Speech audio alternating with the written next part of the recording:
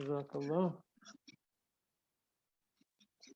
All praise belongs to Allah, the eternally merciful, creator, nourisher, and sustainer of the universe, the especially merciful Lord of the worlds, master of the day of judgment, to whom is our ultimate return.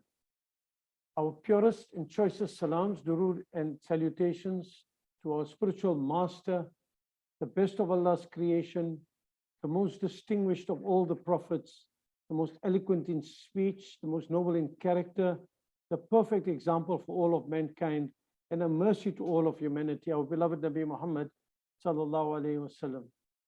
I trust and pray, inshallah, you're all enjoying the fruits of this blessed month of Ramadan. May Allah accept all of our du'as and ibadah during this holy month, inshallah. Can I please ask that you kindly keep mics muted so as to avoid any disturbances, while cameras may be kept on at your own discretion, inshallah. The recordings of the session will be emailed after the session or in the next few days to all the delegates that are on the session, including those that have registered but are not physically. Yeah, we put vision that we said, I mean, Yeah. Shall I know, official chairman. yeah. Can I ask you to please mute so as to reduce disturbance? We will try and address some of the many questions that you posted as you registered for this event. And we'll also feel free to post any comments or questions you have in the chat. We'll try and pick that up as well. The format of today's session, Sister Sister Nasira, if I can ask you to mute, please. The proposed format.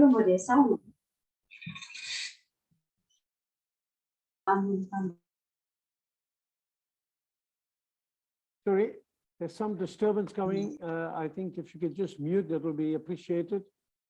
So the proposed format for this afternoon session will be as follows. Our guest will speak for about 20 or 30 minutes, and we will use the remainder of the 1 hour allocated for Q&A and discussion, inshallah. My name is Zafar Ahmed. I'm the principal of Al Falah College in Durban in South Africa, and I'm also an executive member of the Global Association of Islamic Schools. GAIS, as we are known for short, envisages a world where Islamic schools positively impact their communities by educating students to embody ihsan, moral, spiritual, and intellectual excellence, inshallah. It is our mission to bring Islamic schools together to build global solidarity and promote a culture of excellence. We hope to provide thought leadership, networking opportunities, and research-based standards for a holistic and relevant education, inshallah. This particular event, the Scholar Series, is an initiative of the GAIS, where we invite a scholar to post a question or a provocation each Thursday on the GAIS website, on the WhatsApp group, to stimulate thought and discussion. These weekly discussions culminate in a 1 hour webinar each month with the scholar selected for the month. So it gives me great pleasure to welcome you all to the second of our webinars in this series with our special guest, Brother Edris, who will address us on the topic, the teacher, a real agent of change. A quick introduction to our guest, Idris Khamissa. Dear brother is an international consultant in education and human development. He began his career as a teacher of English and has been a head teacher of English and has 3 different schools. Been a head teacher at 3 different schools. He has conducted numerous workshops in over 30 countries. His topics range from leadership, youth development, from information to transformation, creativity in schools, dynamics of marriage, parenting in the 21st century, amongst many, many other relevant topics. He was one of the founding members of the Association of Muslim Schools in South Africa and also an advisor to IBER, the International Board of Educational Research and Resources. He is the co-author of many IBER manuals, also co-authored The Art of Public Speaking from an Islamic Perspective, Embrace the Joys of Public Speaking, and premarital conversations and beyond. He is also part of the Public Speaking Academy. He's a regular guest on national and community TV and radio stations.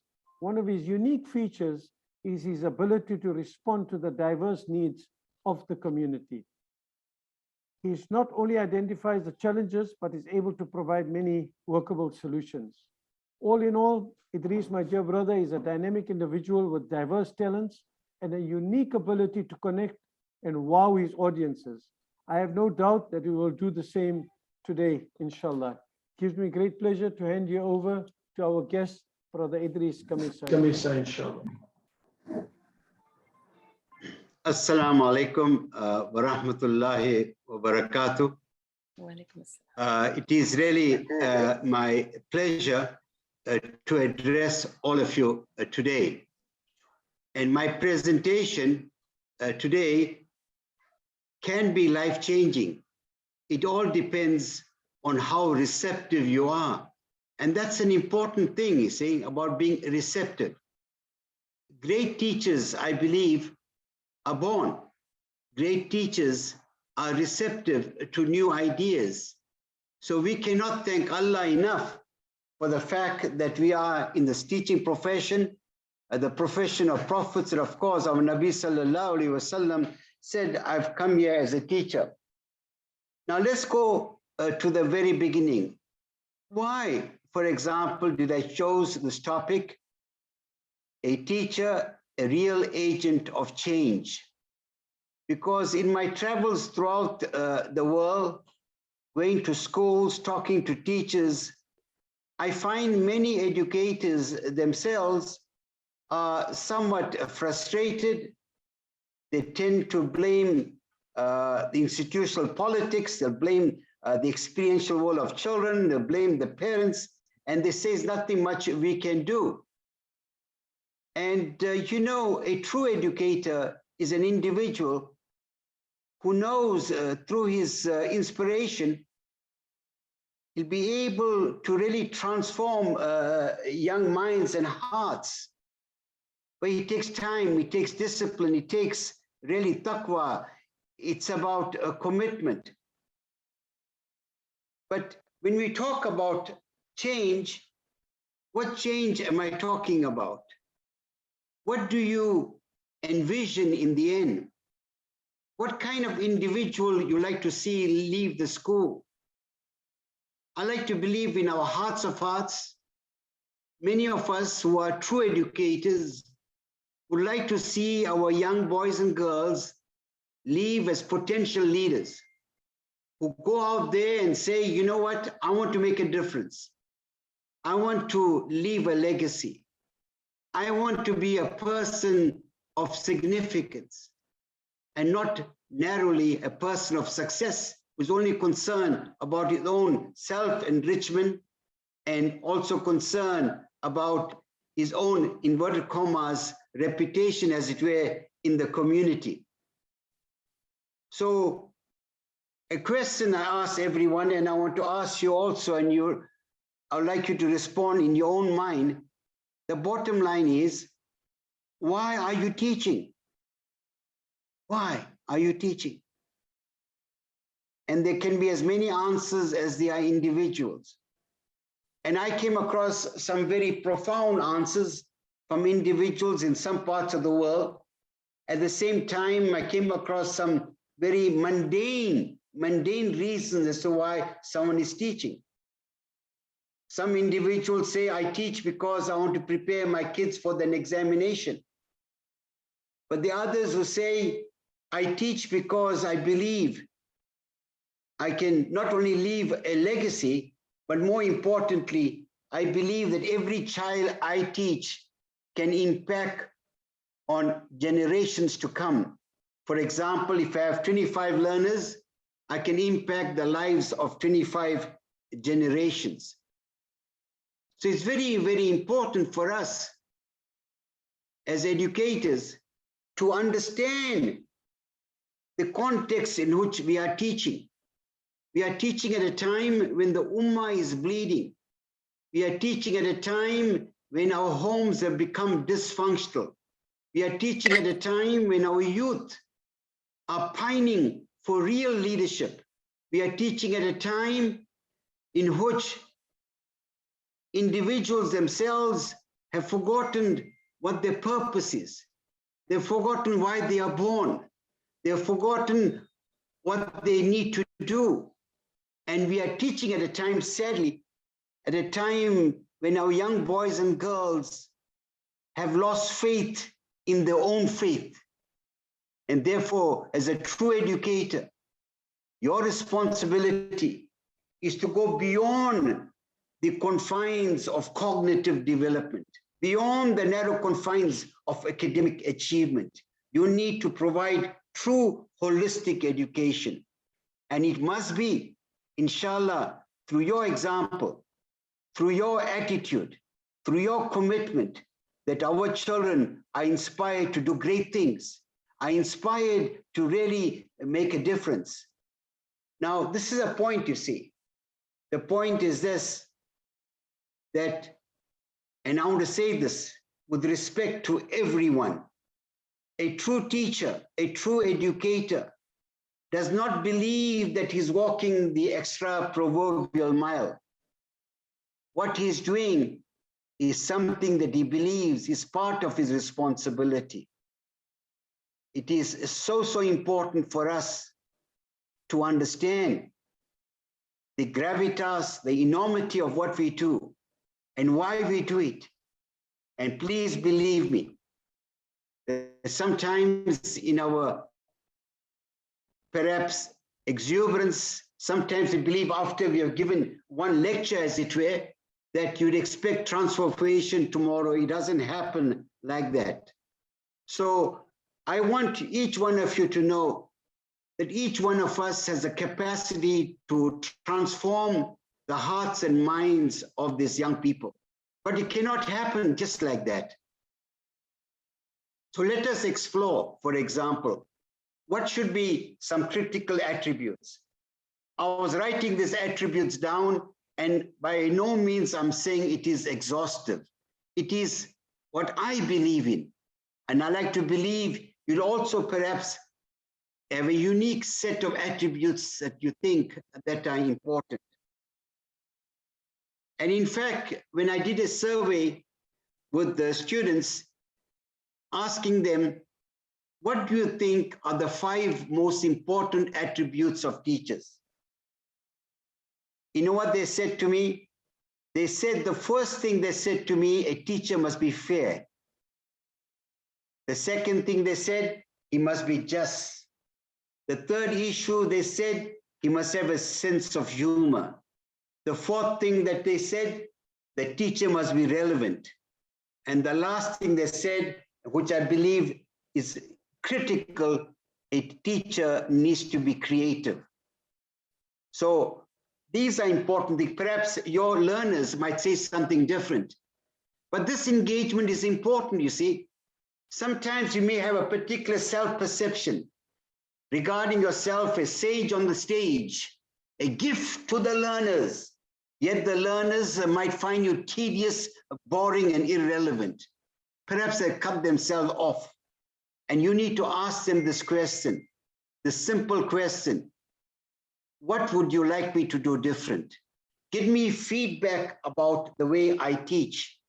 And great teachers are those individuals who invite a feedback, who invite someone to critique them so they can become better. There's a story that I've heard, maybe it's in folklore, but I think it's very instructive. Apparently, there was this Chinese or Japanese emperor who summoned the best teacher in the land to teach his son. So this teacher said to his friend, you know what? How can I teach his son? His son is so incorrigible.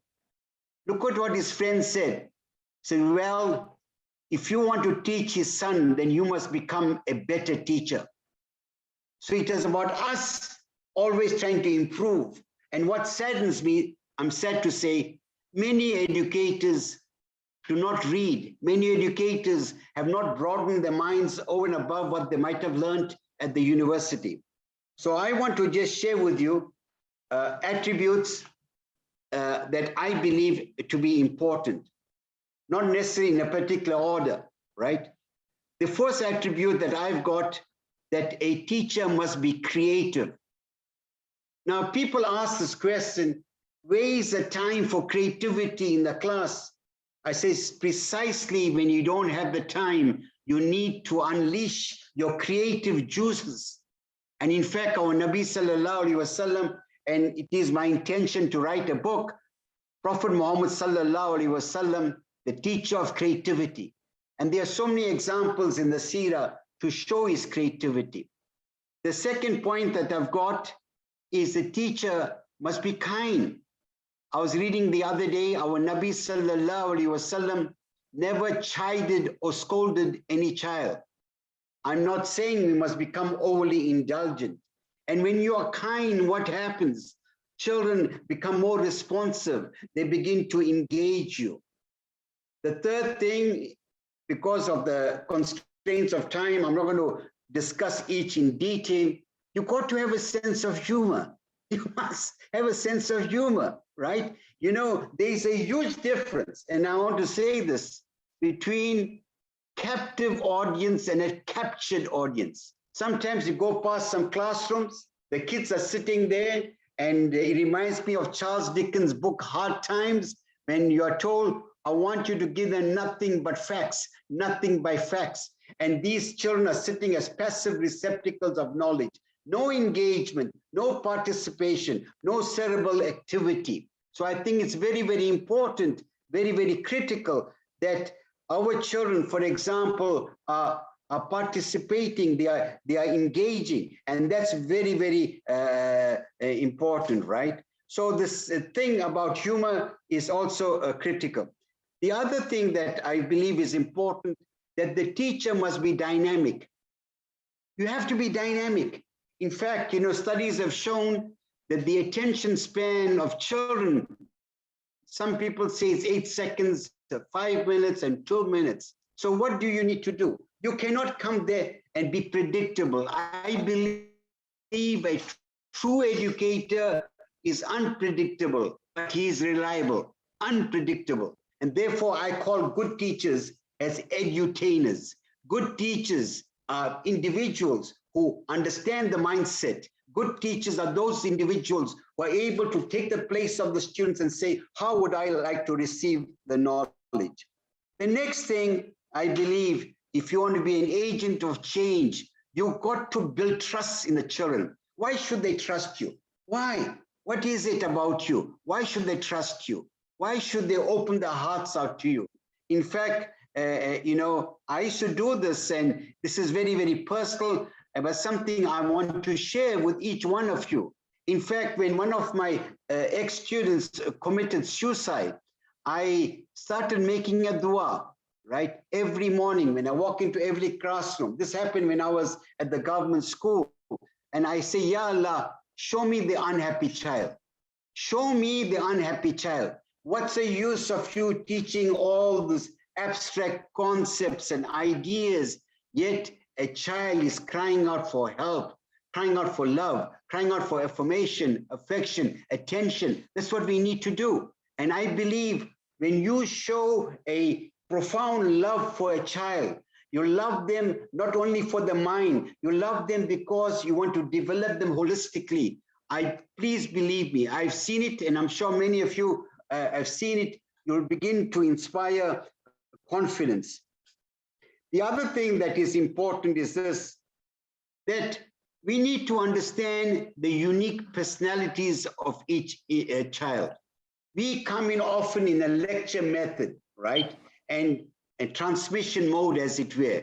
And we forget that every child is different. Our Nabi Sallallahu Alaihi Wasallam, you know, when he used to speak to the Sahaba, the advice he gave each one was so different because he knew what was in the mind of the person. He understood that particular personality. And when children themselves, young people know that this teacher of mine understands me, he is not a sage on the stage, but a guide on the side.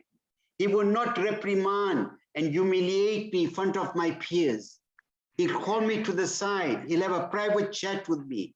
And in that way, I'll build up trust. And you're saying to that person, you know what? You have the capacity for greatness. And I'm here to support you. Let me take you by the hand.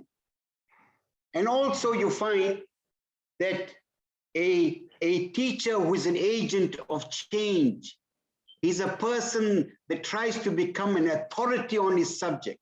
And not only an authority on the subject, he's also knowledgeable. He seems to understand the world around him, and therefore is able to embrace it. When he teaches them about life and living. That's what it's all about, life and living. We do not want children to leave our institutions where we bludgeon them with information. They say true information, if it is practiced, it becomes knowledge.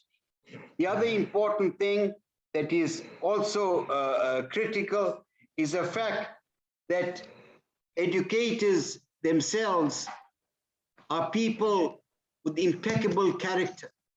They are individuals who are always have the minds open, who also have, and this is a very critical thing, have a high EQ, emotional intelligence. That is, to me, a very, very important aspect, to have high emotional intelligence. And I'm sure many of you, when you reflect on your own teaching, and those of us have been teaching for a long time, you might meet some of your ex-students, you meet them years later, and they share with you a story that you shared with them at school. At that time, the story did not have much relevance, and perhaps they were inattentive. And suddenly now it resonates. And I know, for example, that a true teacher, a true educator, does not only prepare children for life outside the school and life beyond, he prepares them for life within the school. And children mimic adult behavior. You can either liberate the mind of learners or you could sabotage them. The choice is yours. And remember this, and I say this, and I'm sure many of you cannot thank Allah enough for what? Thank Allah enough for the fact that you are in this profession.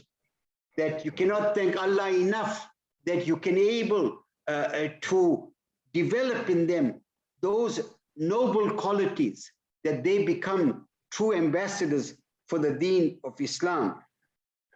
And there are some popular sayings that I like to share with people, right?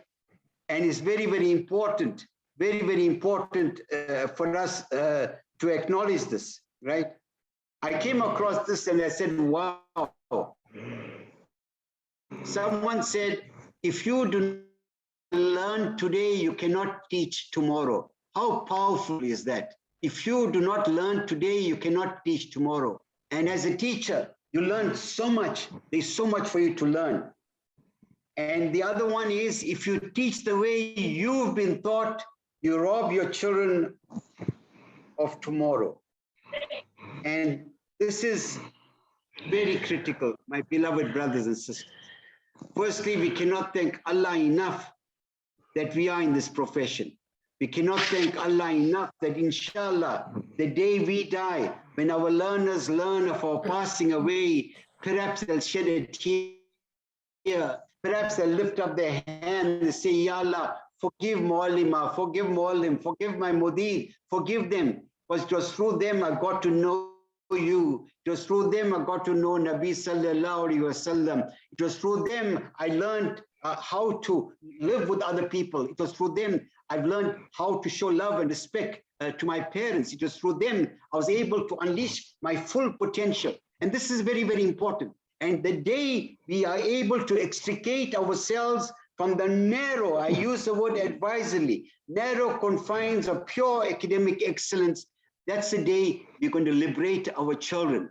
Because true success, as I said at the beginning, and academic success on its own is not a precursor for real success. Because as I always say, man has learned to fly like a bird in the sky, swim like a fish in the sea, but he cannot walk like a human being on this earth. And I want to end off my presentation because I would rather take questions. There are two things I want to mention. In my first year of teaching, and there is a difference between a teacher that is certified and the teacher is qualified. Often many qualified teachers may not have certification. The others will have certificates that fill the walls of the school, yet the heart is not in the right place. And that's an important thing.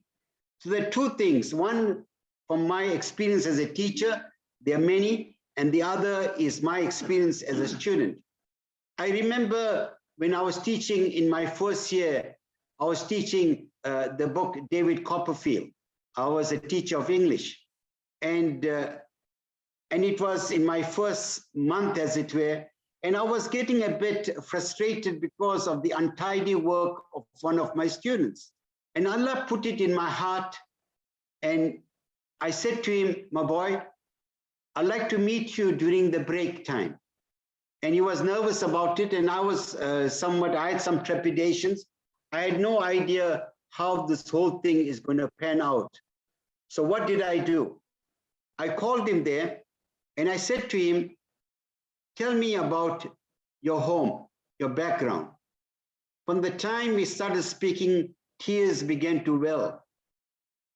He said to me that I leave from home 5 in the morning, I get a lift in a truck, I come to school, I get home when it's dark, we have no lights at home, I do my homework under the street lamp.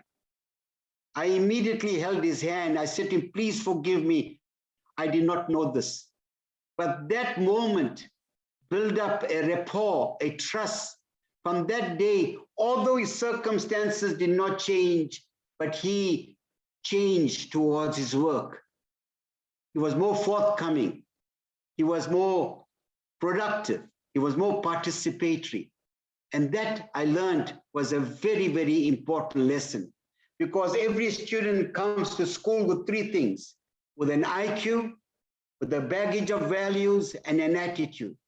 But we only focus on his IQ. We do not focus on his values. We do not focus on his attitude. What is his attitude? We are so preoccupied in drumming down, as it were, the curriculum, the syllabus, that we forget what we're all about. And the last two things I want to mention before I mention the other incidents. You know what?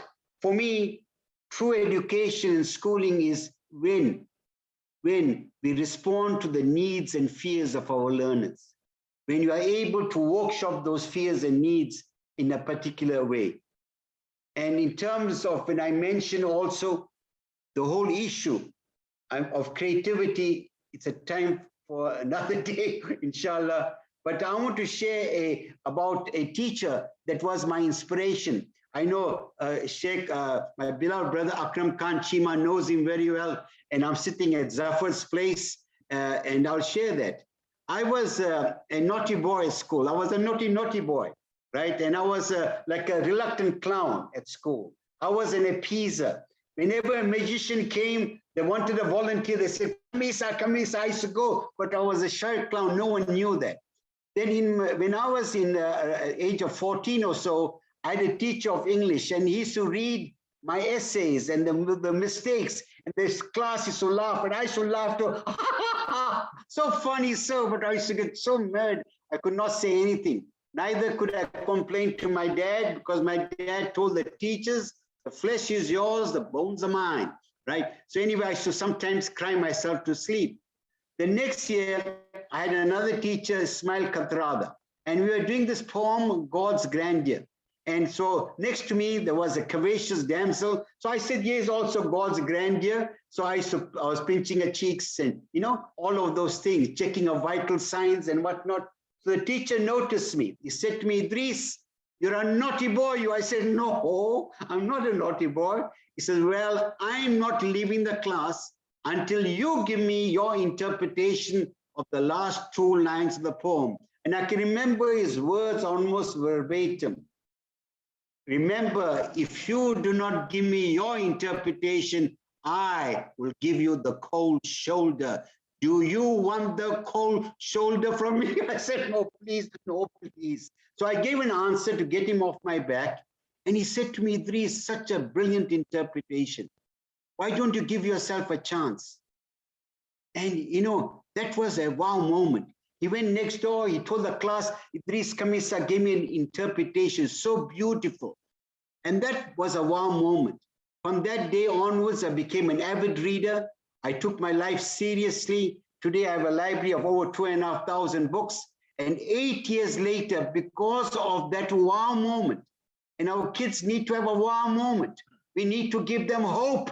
We must give them hope that I became the chairman of the English Society of South Africa. There's so much to share with you, and I'm sure you too have so much to share. And I want to end it off by saying to my beloved brothers and sisters, let us reflect on who we are. Let us reflect on the fact that we can be agents of change. Let us spend time with them.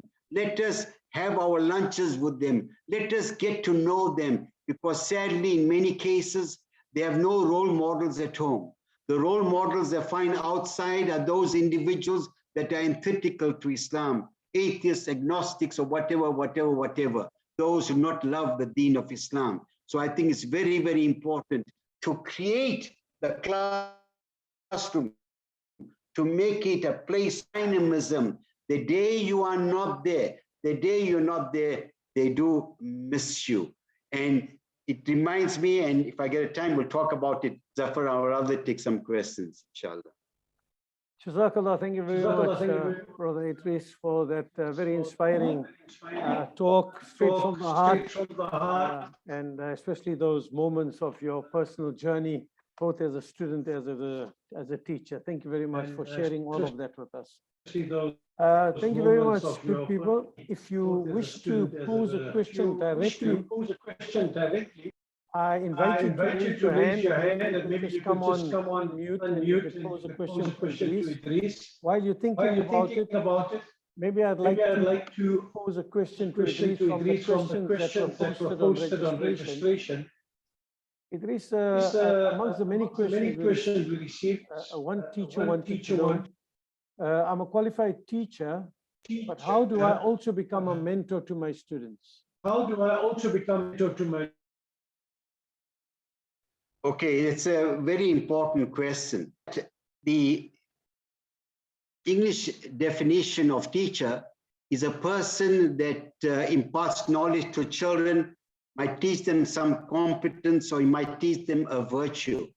But when you look at the word murabbi, murabbi is far more deeper. It's about a person that encourages, inspires, builds up confidence in the children. So to become a mentor, you must give children an opportunity to share what goes on in their life, to share with you the pain, to share with you the things that you need to do to assist. And this is very important. And where you, for example, you can become a mentor when you make your lessons relevant. You know, for example, when I used to teach in a government school, I used to always precede my lesson with talking about 5 minutes of life. And often the talks about my life dealt with the challenges young people are going through. So it's about building up the relationship. Inshallah, you'll find a difference.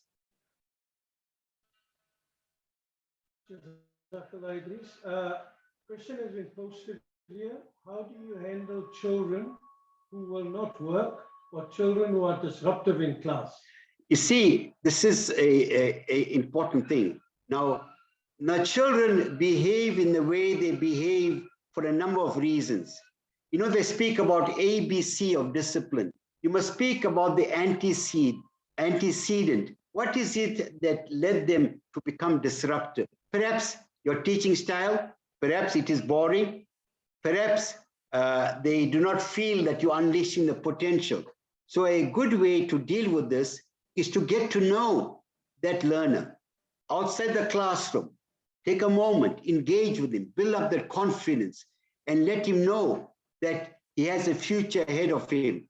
Each particular person is unique. And I found that when you engage them on a personal level, when you, as a teacher, are concerned about holistic learning, you always get the desired results. Jazakallah, thank you very much, Edris. There's this question of getting feedback from students, either by way of surveys or engaging with them, as you suggested earlier. But how do you address the fears of teachers when children open up to them and tell them about their weaknesses? You see, this is an important thing. Now, when teachers have those fears, it's quite their own self-esteem. They have issues about their own self-esteem. So it's very, very important as a school to develop the self-esteem of a teacher. Now, self-esteem does not mean that you are. Self-esteem means that you feel good about who you are.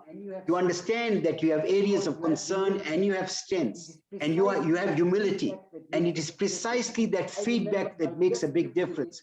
I remember my best pupil in English. We had the highest for English in the country many years ago. When I asked for feedback, I said, why did I do that? He said he finds my lessons boring. He said that, right? Because I was so concerned about the students. His mind was so brilliant. So then I realized I had to do something different. So what did I do? I began to ask him to go around the class, have students with the correction. I used to give him books, Jones and other, to read and all of that. And if I did not do that, it would have really agitated him. And it's important because remember something, when you're doing things for Allah, you invite feedback. You're doing things for yourself and your ego, you'll never invite feedback. And that's very, very important. Jazakallah. Thank you very much, Idris, for that. There's a question that was posted on the chat, on the Google form. Please talk about the relationship between teacher and community, teacher and school leadership, nurturing students. Often, at least in America, there is an adversarial relationship where the teacher is not seen as a trusted professional, often talked at or down to. On the other hand, how can teachers become supported to approach their work as professionals and experts constantly reflecting and improving their practice? Yeah, I require a lecture for that, but I'll give you some. I'll give you a response, right? You got to understand. I came across this, and for me, it really resonated when it stated, for example, that we are in no control of what goes on outside the school, but we are in complete control what goes on in school. I remember once when I was a head teacher of a school, I said to my teachers, imagine these kids do not have parents. Imagine you're the only source of inspiration. And that gave them another dimension. And I think it's important. You see, you got to have self-belief. No one can diminish you without your permission. It is such a, to me, teaching is the best profession. We cannot thank Allah. You got an opportunity of opening the hearts and minds. The same learners that are reluctant today, I promise you tomorrow, they would elevate, not that you want to be elevated.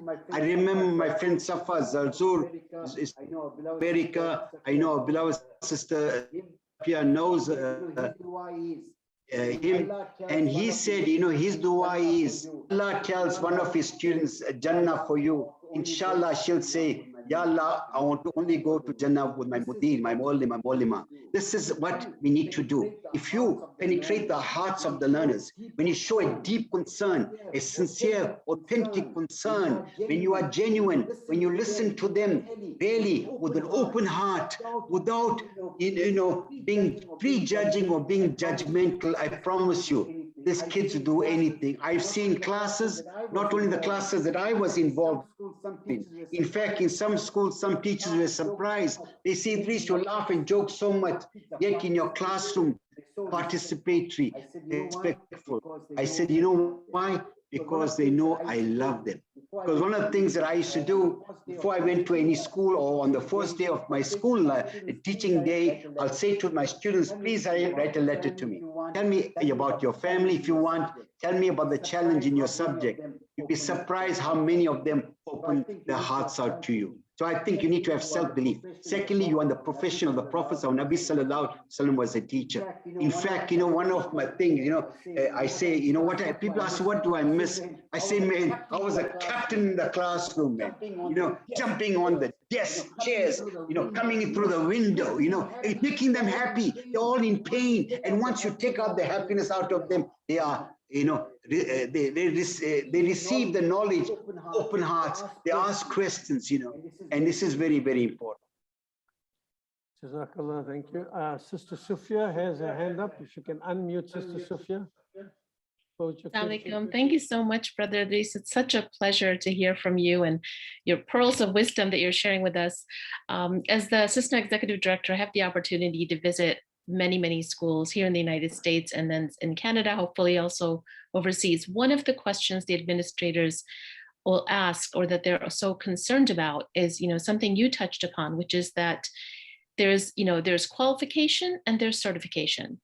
And they're so caught up, some of them, the administrators and the board members, in finding qualified teachers, but to them, it means certification. And I try to tell them that first of all, as a private school here in the US, you don't necessarily, and I know it differs sometimes state to state, you don't necessarily have to hire teachers with a specific certification.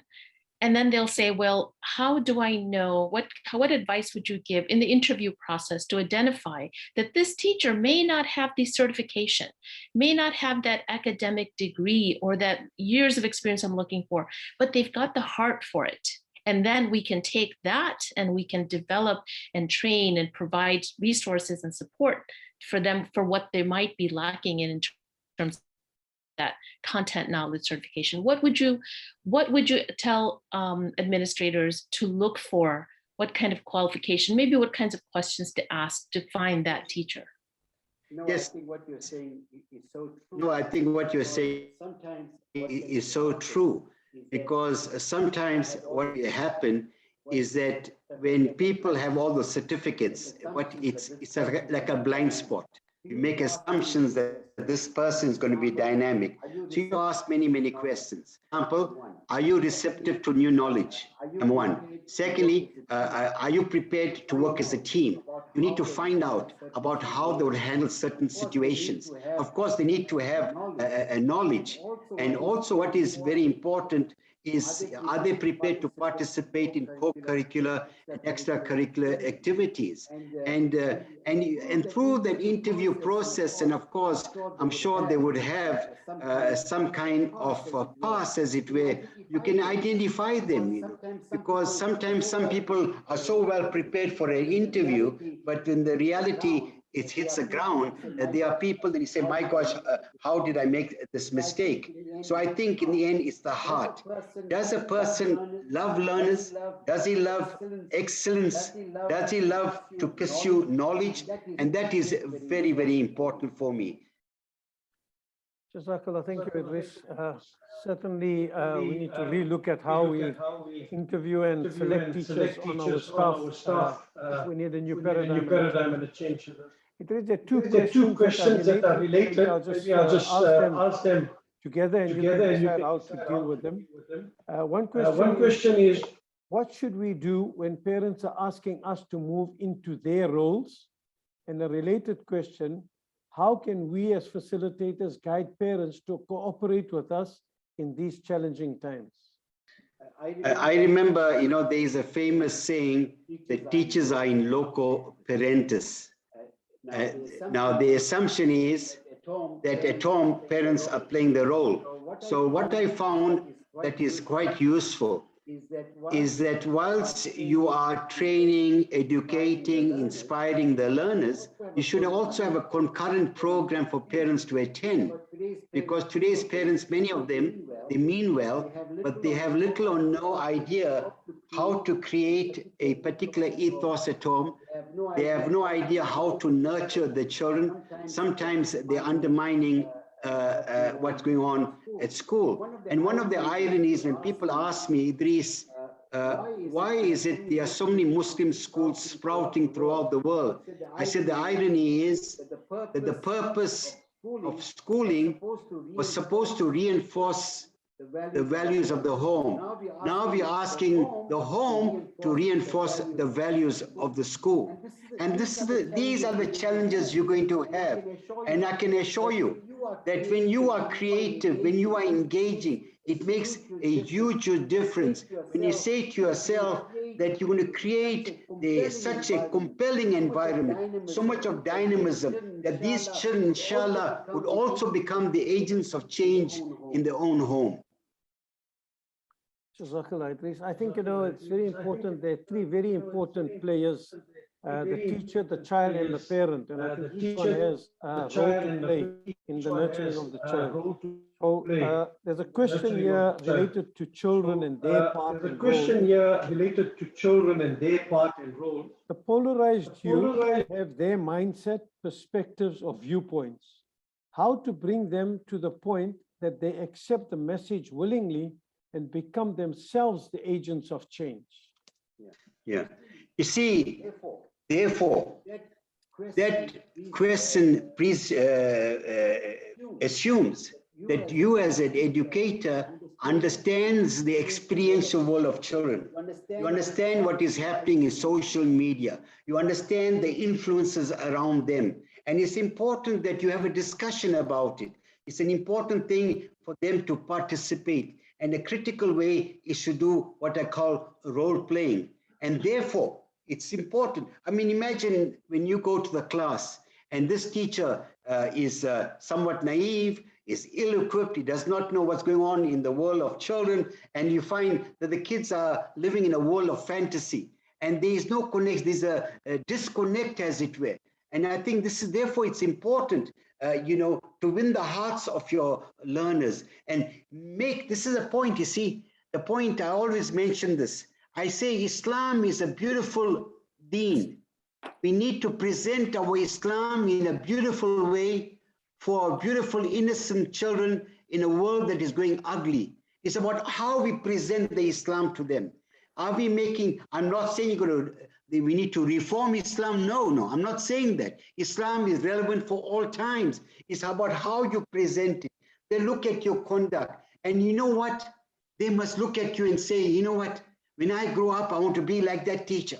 I want to be like Mr. Zafar, Idris, Khamissa, Safiya, Zakia, Seema, Akram Khan, Shima, whoever. I want to be like them. You know why? Because they are articulate, they're confident, they're avid readers. They seem to know so much about what's going on in this world. You cannot go there and only understand the narrow limits of your subject.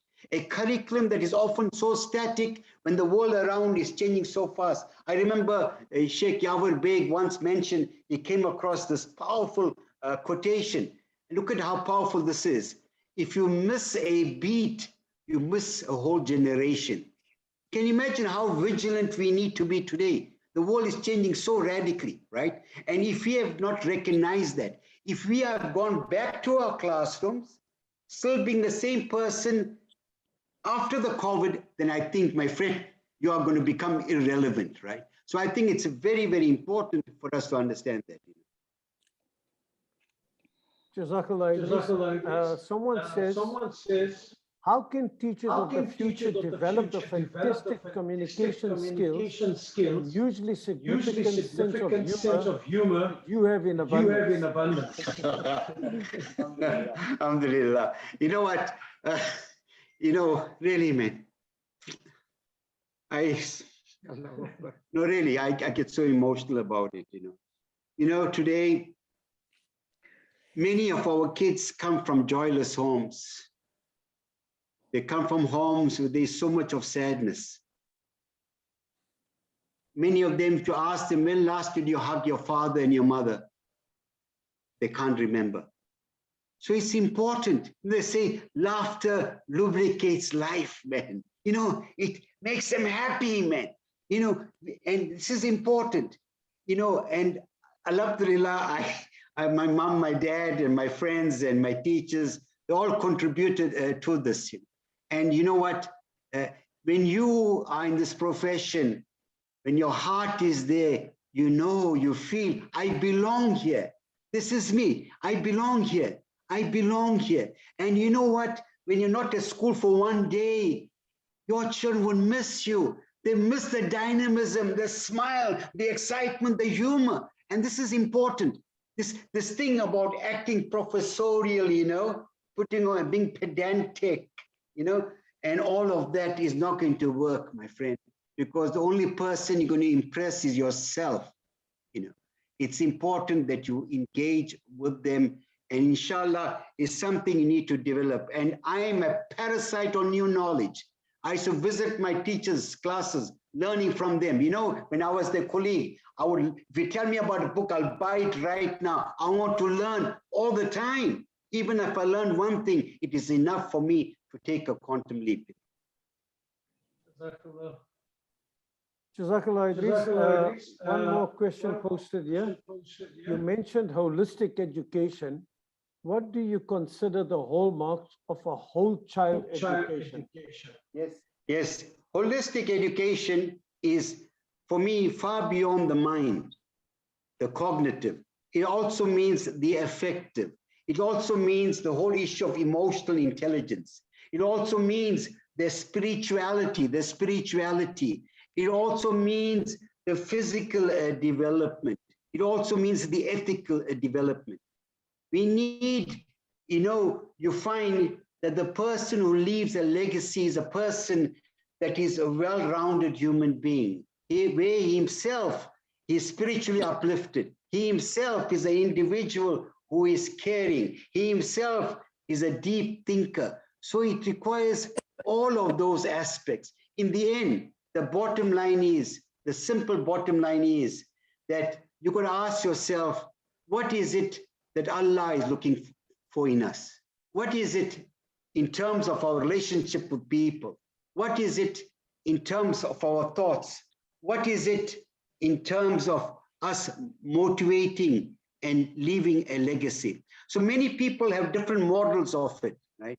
But there are few fundamental things that our education is skewed towards the mind. And one of the ironies is this: the 7% of what students earn in the exit examination is gotten 3 months after that. Many kids come to school with emotional deprivation, and we need to nurture that, help them to deal with feelings. It is feelings and values that will impact on them. Jazakallah, thank you very much, Idris. I once read an article about the Japanese education system where the early years, formative years of education deal exactly only with relationships, manners, mannerisms, and those things. The actual knowledge, mathematics and writing comes a little bit later in the foundations are based on establishing those very important skills for life. Establishing those very important skills. Idris, there's a question here. How would you train and invest in your teachers so you know they can become agents of change? How will you know eventually that the teacher on your staff is an agent of change? I think you need to conduct numerous workshops. Not only you conducting the workshops, even getting dynamic teachers to do that. And what we need to do is, there are so many stories around people, teachers themselves and graduates who say, hey, but they say, you know, I like that teacher. That teacher, you know, I came to school because of him. He made a difference. And you ask him, how? Why didn't you speak to the others about it? We need to share those stories, because what happens is this, that you see many educators, you know, because of the low self-esteem, because of the negativity, they feel they are hitting their head against the wall. And remember this, you know, we've got to do self-appraisal. We need to reflect on what we are doing. And when you show the stories of delinquent kids who transform not only their life at school, but much later, you see a difference. And I'll share with you 2 stories, right? I remember when I started the Muslim school years ago, and I remember there were 2 students at school, and they were somewhat naughty, and I had the habit of visiting them at home. There was an incident that took place, and I went to the home. I met the father, both the parents, and they were shattered. They became quite emotional. but I kept them at school. And you will not believe it. Years later, one of them is a trustee of a mosque, Mutawalli, and they're doing what is right. The other, I met him many years back. I went to his home and asked him, how are you? He says, alhamdulillah, Allah has been very merciful. I'm doing very well. And every year I send 2 couples for Hajj. Now, if I were to share that to the teachers, they will not believe it. Because we mustn't assume, the school is only part of their life. It's the beginning of the journey. You cannot be punitive at the beginning of the journey. Get to understand them. No child is incorrigible. No child comes with evil in his heart. No child comes there to disrupt things. You know what? As I was speaking to Sheikh Yahya, he was telling me, many people say, they are seeking, a way out, whatever. What kids are doing, really, they're seeking connection. It's about you connecting with the hearts, spending time, even calling the belligerent, bellicose learner to the office. Say, come, you and I have tea together. And I remember this incident. I remember this one incident when my first group of matric students were leaving. So I was getting so emotional. I was so attached to them, and I wondered whether we did enough to help them navigate the turbulent waters of this world. Whether the Islam that we're developing would be strong enough to be like an antidote. And I remember I called the boys to the mosque and I asked them, tell me, you've been here for a few years. What did you learn from me? The first group were massaging my ego and I was feeling very good about it, saying, I remember this, I came to the office, I cried on your shoulder, Then 2 boys, one of them said, I learned nothing from you. My friend, it bruised my ego, but I'm glad I asked him that question. And he said, I'm not blaming you, I'm blaming my home, because nothing you tell us has relevance in my home. So what I did, I went home. I went to his place that day or the other day, next day. I went there. So the mother jokingly told me, you came to spy on us. She was right in a way, right? So anyway, but what happened? On that Monday, I told him, and I told another student of mine, I said, come, you and I have coffee in town. The same boy that I asked on that day, would you ever help an old man to cross the road? He says, no, I'll never help an old man. He spent 12 years at the school and he's got no compassion. How did we teach the Islam of Nabi Sallallahu Alaihi Wasallam? But look what happened. I parked the car. Not far from me, there was an old man on a wheelchair. He said, excuse me, Mudir. He helped that old man to cross the road and I cheered. What happened? He just felt a kingship. He felt this. And that's important. If they can trust you, if they believe in you, you share with them profound insights about the world, you care for them, you connect with their families, and you love them, I promise you, these children, inshallah, will become eloquent ambassadors for the Deen of Islam. Jazakallah, thank you very much, Edris. As always, you speak straight from the heart. And these individual personal anecdotes are so moving. Many other questions on this list that we haven't had the opportunity to get to. Other questions on this list. Already come to the end of our time. We've already come to the end of our time. Thank you, Idris. Let me take this opportunity to thank you, Idris, for posting those questions in the last month, challenging us on the WhatsApp group, and also for your time to be here this afternoon. For many of you who don't know, Idris this morning flew from Durban to Johannesburg, did some work in Johannesburg, flew back to Durban, drove straight from the airport to his house. He had a power outage, drove to my house to make sure he could honor this engagement with us. We really appreciate it, Idris. Allah bless you. You're an inspiration to us. An inspiration to us. You engender in us the value of the profession